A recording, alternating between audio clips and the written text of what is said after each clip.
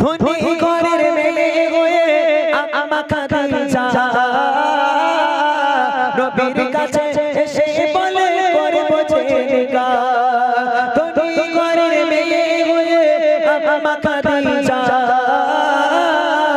নবীর কাছে এসে বলে করব জিনগা নবী বলে ও খাদিজা কেন চাও আমায় নবী বলে ও খাদিজা কেন চাও আমায় রতনকে রতনী ছেড়ে অন্যকে নয় রতনকে রতনী ছেড়ে অন্যকে নয় কেমন ভালোবাসে নবী আম্মা খাদিজা কেমন ভালোবাসে নবী আম্মা খাদিজা যে ভালোবাসায় খুশি হলেন আল্লাহ দয়াময় যে ভালোবাসায় খুশি হলেন আল্লাহ